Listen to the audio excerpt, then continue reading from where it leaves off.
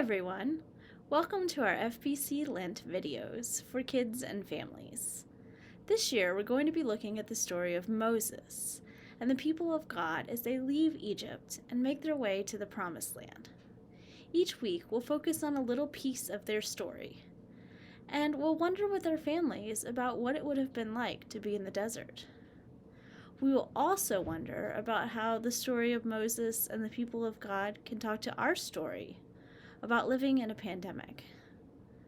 Some of the words you will hear as we tell these stories are from Godly Play, and some of them are words that I have added. I hope all of the words and the pictures will help you come close to God with your family this year. Are you ready? Let's begin.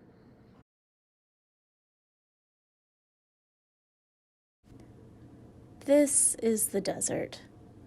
The desert is a dangerous place. People don't go into the desert unless they have to. The desert is always moving, and it's easy to lose your way. It almost never rains in the desert, so not much food grows, and it's hard to find water to drink. During the day, the desert is hot, and the sun burns your skin.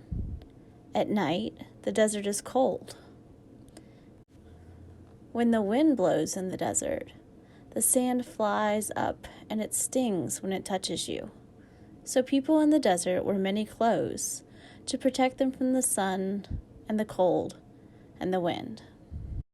The desert is a dangerous place. People don't go into the desert unless they have to. For a long time, the people of God were slaves in Egypt. They had to do whatever the Pharaoh said. They had to get up when the Pharaoh said to get up, and go to work when the Pharaoh said to go to work. They had to live where the Pharaoh said to live, and eat what the Pharaoh said to eat. They were trapped. But God told Moses to tell the Pharaoh, "Let my people go." At first, the Pharaoh said no.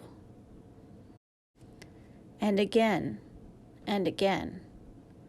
But finally, the Pharaoh said yes. The people of God hurried to get ready. They were afraid the Pharaoh might change his mind. As they hurried away from Egypt, they heard the sound that they had been afraid of.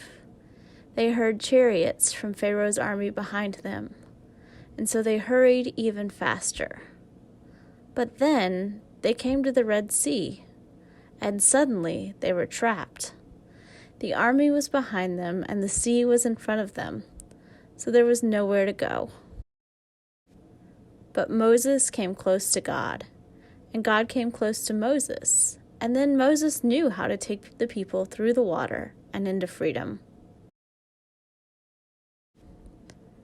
This one looks so scared he can barely move. This one is so happy. This one is mad. This can't be the best way. This one is a little sad to be leaving the only home she's ever known. This one is feeling brave and strong. This one feels safe and calm. When all of the people had come through the water into freedom, the water closed behind them, and Pharaoh's army could not get to them. They were free, so Miriam, the sister of Moses, led the dancing.